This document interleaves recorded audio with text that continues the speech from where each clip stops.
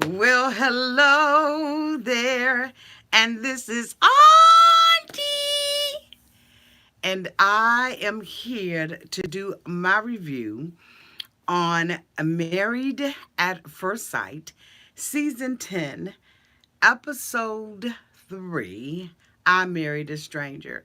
If this is your first time being here, please like, comment, and subscribe to my channel. And to all of my new subscribers, thank you all so much for joining the family. And to all of my nieces and nephews who have been here with me for the long haul, thank you all so much for your continued support. Y'all, this episode picked up where we left off last week with the couples still getting married. We had two couples who married this week, and it was very, very, very, very interesting. Okay. The first couple that I want to talk about that got married was um, Mindy and Zach. Of course, we know that Zach is one of those guys who um, is suave, Rico Suave, okay? He is very well put together on the outside, and he takes pride in himself. He is a fitness instructor, I guess. I don't know. And they have mixed him up with this woman, or matched him with this woman by the name of Mindy. Mindy, they have indicated that she is a was a gymnast and ice skater or whatever. But she really does seem to have a really prestigious career that they did not mention. Okay, so let me make sure that I say hello to my members out there today. Let me put these glasses on.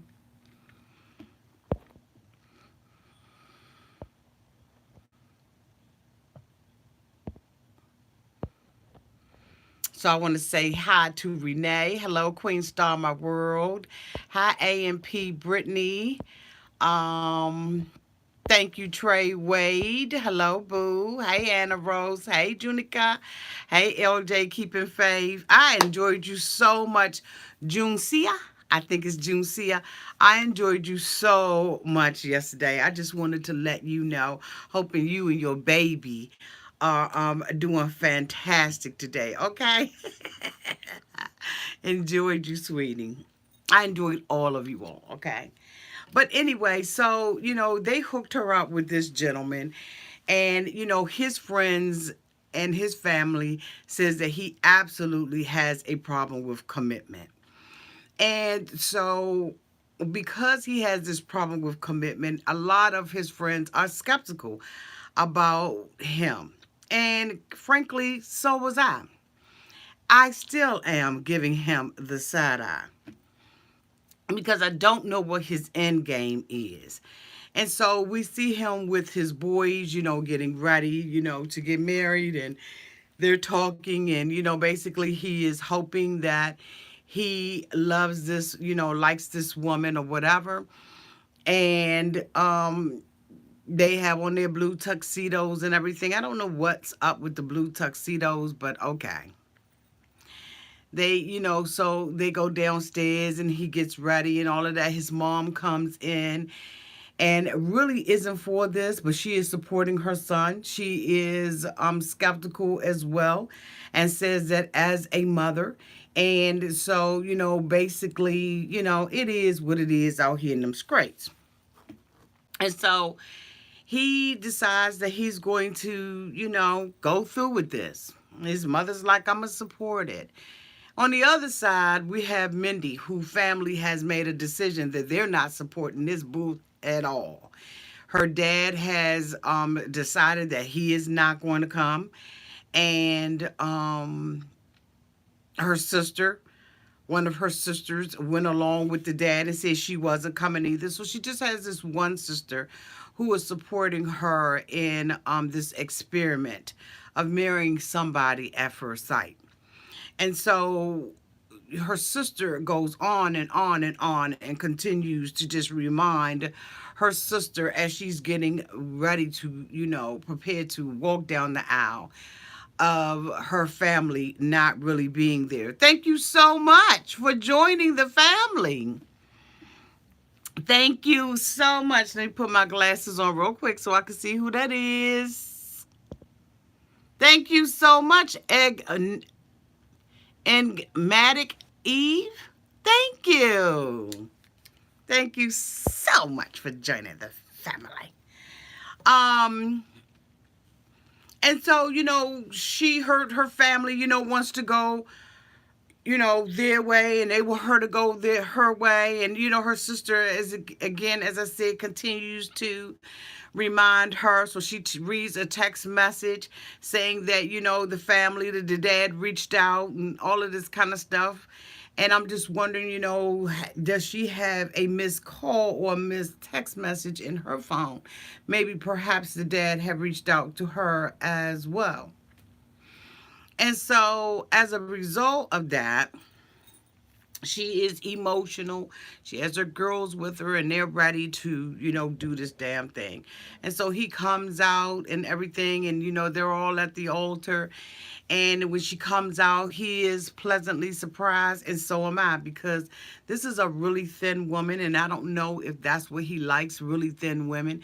He has mentioned it several times that he's had his fair share of women, and because he is one of those kind of suave guys, one of those workout type of dudes, and he cares about his hair, he's mentioned that, and his family mentioned that. I was surprised that he liked a woman who was as thin as she was. I just felt like for me that Mindy is just appears to be one of those kind of people who is just in love with being in love. And the reason why I say that is because, when your family doesn't support you, you're leaning and like I just felt like it didn't make a difference, bitch, if it was Humpty Dumpty at the end of the aisle, because she's not getting that support from her family. I really truly believe that she would have embraced whomever it was. And she's not a bad looking woman at all. I think that she's absolutely beautiful. And I mean, she served our country and all of that kind of stuff. But I just really believe that it wouldn't have made a difference. And for him, I think that he is wanting to prove to his family once and for all that he can commit to somebody, or that he can commit to something. And so I think that he is hopelessly optimistic. And I guess really just doesn't know himself, and just really is in the business of trying to change the mindset of the people that are around him. But let me tell you something, a lot of times it's the people that are around you who can read you and know more about you than you sometimes know about yourself, or at least want to admit about yourself. And he was really he really, made a big commitment to her, that he would put her first, and that he would, love her and adore her and uplift her and respect her. And then he got down on his knees and he proposed and said, Mindy, will you marry me? And of course, this grabbed the heart of everybody and grabbed her drawers, okay? Because when he did that, there was no expectation for him to do that. So when he did that, it grabbed her down up in her booty. You understand what I'm saying? It just grabbed her crouch and just would not let go. So, basically he said, I'm getting it in tonight. He's one of those type of guys that is so smooth that he would talk your drawers off and be 1,000 miles away, okay? To me, he just appears to be that kind of guy. And so when he got down on his knees and he proposed to her, he solidified that sex for the night, okay, bitch? Like he did. And so it was just really like, girl, you in danger. Because when your family is standing around and saying that you have a commitment problem, then she's in danger. She's in danger of being hurt. all night long he wooed her, wined her and dined her at her own, engagement party. When they got together, she was just really happy, and they had good conversation, and he made eye contact with her. He did all the kind of things that a smooth operator would do. And I really do believe that she is absolutely smitten with him. When they sat down with the families and they started, one of the things that happened is when they sat when she before she even came down, there was a conversation from the crowd as to where her family was, where her parents were, and it was made very obvious because she had four empty seats there, and her family it just wasn't interested in coming. But I think for me that I would have had somebody else stand in that place. I was shocked that she didn't have an aunt, a cousin, or anybody who could stand in place of her parents. Now, as you all know, I lost both of my parents in 1989. And if I was to get married, I would automatically know who I would want to sit in that seat on behalf of my parents. Now, I probably will have something in the program where, I would acknowledge them. But I know that I would not have, two empty seats in there. And so I don't understand why production or why Mindy thought that it was, okay to just, do that, because then at the wedding reception, people really made a big deal out of it. She met, his mom and everything like that. And, they're going to try to include her probably into the family. As much as possible, but I just really don't see this relationship between the two of them lasting, because I think that they're on two different pages. The next couple that got married was Myka and Michael, bitch. Now, as you all know, there was a young lady who reached out to me and talked to me about, some things that were going on behind the scenes as it relates to the cast calls, all that kind of stuff. And trust and believe me, everything she said was validated. She had told me where the girls worked at, and she verified that. But when we saw Myka came out and she was in her wedding dress, and the cup to the sweetheart gown did not fit her properly. It was very big. It was oversized. So I don't know if she took the last 2 weeks, because they have 2 weeks to get married and to go and buy a dress. I don't know if she took the 2 week period to go on a fast or what the hell she did, but her dress was ill fitted. And so when she came out of the room with the fake little, ponytail from the nearest, beauty supply store, bitch. I just was like Myka, really, you could have stepped your game up. Like, I thought that Myka was just completely and totally hood. I don't know why I was expecting Myka to be, a step above hood, but Myka was hood. If you all have been with me any amount of time, you know that I always will say, I'm going to hold this or I'm going to hold that. So I recognized that, and that was very endearing because, that's how we talk here in the nation's capital. But I really was not impressed with her at all. She came out, she was mad that her dress was ill-fitting, and I'm saying all you had to do was pay the extra money to get the dress, get a seamstress to, I hate that I even have to say this, but bitch, get the dress taken in. Get a seamstress. Hire a seamstress to do that. You got cleaners that got seamstress, even if you didn't want to pay the extra $500-$600, okay? I just don't, I could not get past that. I could not understand that. Her girls were behind her and they were like, we're going to tape you down and all of that kind of stuff. And so, she ended up smiling. I just thought that she just really did not, like, I didn't think that she put her best foot forward. But okay, neither did Michael, bitch. Michael did look very handsome. He looked like, a regular old dude. He looked like a regular old dude, but his friends was side-eyeing him. And so there were some things that I recognized about it. I also thought back to when we first saw Michael, and he was introduced, and his sister was talking, and she said, I want you to be true to who you are.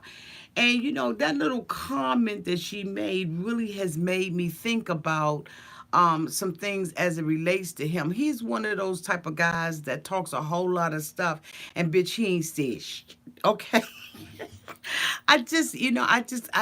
He was stuttering, which, okay, wait a minute. Okay, I'm going ahead. So anyway, he was, with his friends, and his mother came in, the woman who has stood in his place, stood in his mom's place, and she really said some really endearing things to him, and her girls were saying good things to her, and they were nervous and all that kind of stuff. And so he went out, and her mom saw him, and she was like, just by the looks of you, you get my approval. Mommy, mommy, mommy, mommy, come on now.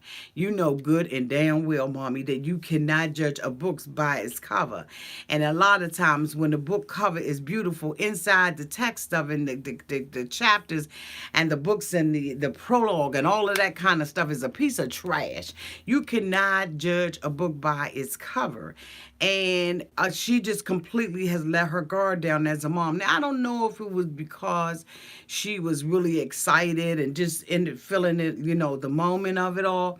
He came over and hugged her and all of that kind of stuff. And I just was like, homeboy, y'all, excuse me, that little piece of hair that's twisted right there is just getting on my nerve. Like that right there, like this one right here is like getting the auntie side eye. So let me see if I can tuck that down. Nope. Let's see. Hell with it. I'm going to do what I want to. Okay, damn it. Hell with it.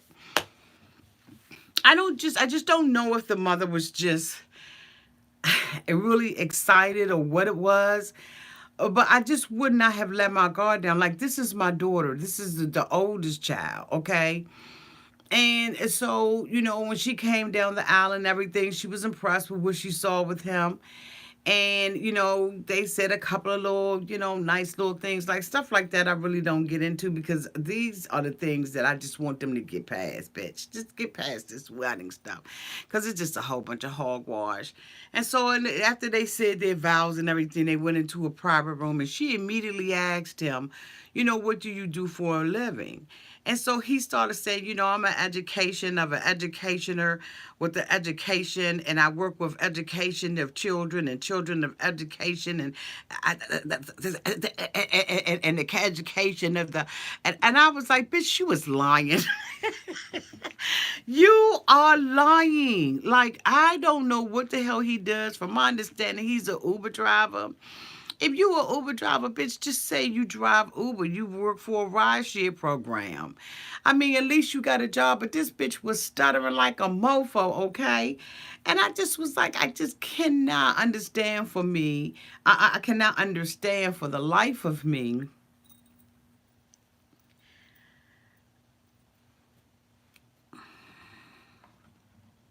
I can't. I'm trying, y'all. I swear I'm trying. I wish that there was some humor that I can find in this, but I just can't, because I don't know how the judges match these couples up. Week after week after week after week, I'm looking and saying, how the fuck who was really on the committee to put these couples together? Did qualified applicants drop out of it because all of the bull crap, or what? There's no way in the world you're going to tell me, with the mixing bowl of people that we have here in the Washington, D.C. area, that these are the ones that we got fucking left with. I just don't understand. I like Myka, but the more that I saw Myka, and the more that I heard Myka throughout the eating, the first dance, all of that, Myka had nothing positive to say. All she kept saying was, I don't, have you ever slept with a stranger? He said, yeah, I have. She said, why? And he was like, this was Myka and Michael. And he said, because, I was at the house and I didn't want to sleep on the sofa. And she was like, oh my God, I'm sleeping with a stranger. I'm sleeping with a stranger. You're a stranger. Oh my God, stranger danger. Well, bitch, you knew he was going to be a stranger when you agreed to do this experiment. agreement. So I really was disappointed with her because she kept dwelling on the fact that he was a stranger. Bitch, haven't you seen this? This is the 10th season. So you've had 9 seasons of people who have gone before you, okay?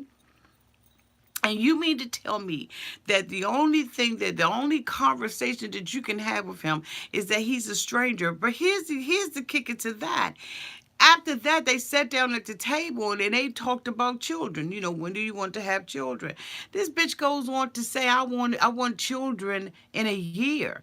But you're sitting here at the table with this man who's presenting his best self, at the moment, and you're saying that you want to have a baby with this man that you continue to keep calling a stranger. He said, look, 2 years, deuces, okay? We need to, spend 1 year traveling. But you know what? It's going to probably take about 2 years, bitch, because you're lying about your career. Now, she told the truth about where she worked. She didn't say who she worked for, but I know, okay?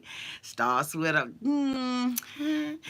But anyway, I just was like, it's so unfortunate that they hooked the two of them up.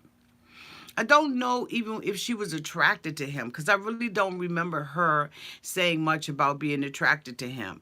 He did say that this was, the ideal woman that he would have looked for, and based on the way that the young lady looks that sent me the email and everything, they kind of, do favor one another. So, he really does like a woman who is natural and looks that way. And I do believe that the two women, his mom and his sister, are absolutely stunning. And I really do believe that he has strong women in his life. And I think that this is what's going to help her not really crack down and break down to just nothing when she really has an opportunity to be with this mofo, okay? But I just really was not impressed with her at all. I wasn't impressed with him. I'm glad that this is over. I cannot wait to start getting into the season of it and start seeing them really act a fool.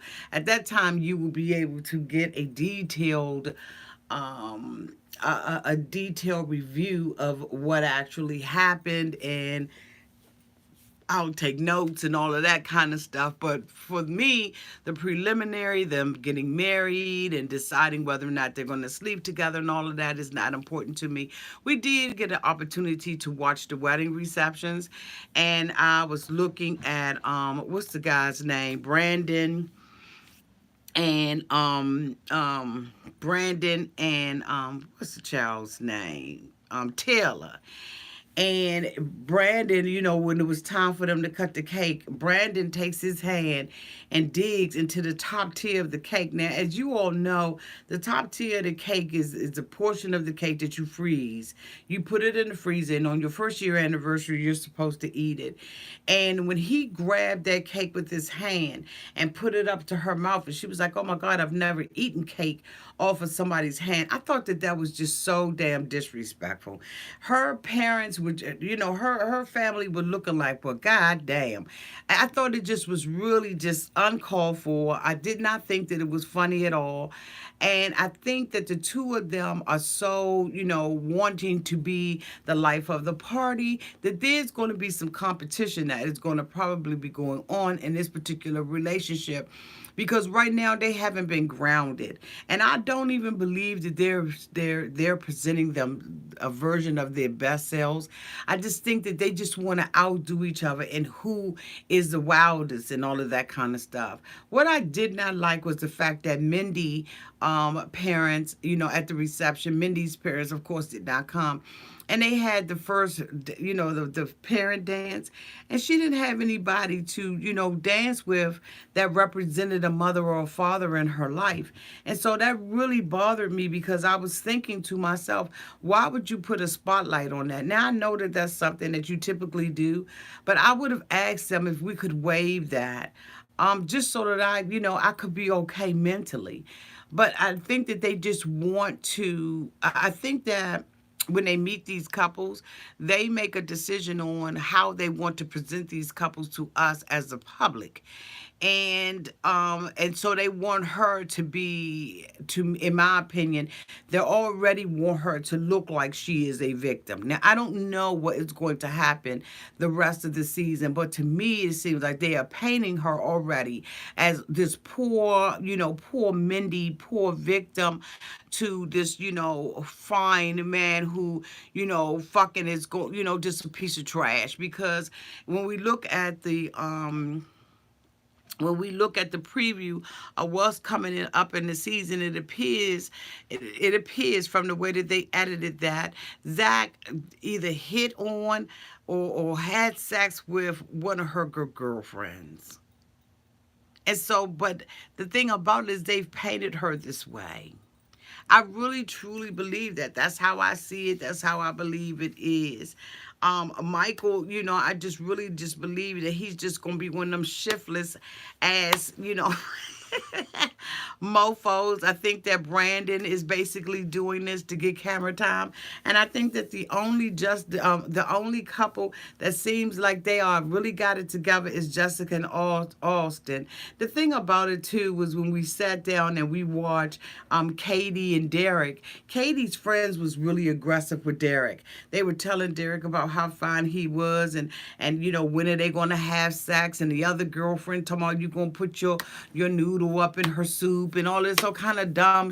And I'm just like, what the hell? I mean, there's so many things that we could have seen this season, and in order to and then but this is what they decided to show us. So I think that they're already putting in place how they want each couple to be seen. I really see Katie as one of those type of girls who is just, just a hoe. I mean, she just I mean, I hope her family and friends don't get offended, but she just seemed like a hoe to me. She's already mentioned that, she's had a couple of, one night stand type of things. And so I just really see her as just being, like a hostess ho ho. And I'm hoping that she really is a little dabby. I don't know, bitch, but I'm not really impressed with the couples that they have picked this season, with the exception of Jessica and Austin. I think that they're going to still have their set of problems as well. But I think if anybody is grounded, it's the two of them. The only concern that I have about Austin is that Austin is totally a mama's boy. Everything that he says has something to do with his mother. And so I'm a bit concerned about that for Austin. But anyway, next week we start with the honeymoons, and that will give us an opportunity to really see these couples the way that they are. Now, as you all have noticed, the comments have been very limited, and that is because I did not have an opportunity prior to taping this to reach out to my moderators to let them know that I was out here. And so, in order to alleviate a whole bunch of trolling and all of that kind of stuff, the comments have been restricted. And so, I apologize for everybody who hasn't had an opportunity. No, you have not been blocked from the chat. The comments have just been restricted. But now that I see that there are a couple of moderators out here, I will make sure in my next video to lift that. I will be back shortly to do my review on 1,000 Pound Sisters, and you don't want to miss that review. Love you all to pieces, and I'll see you soon.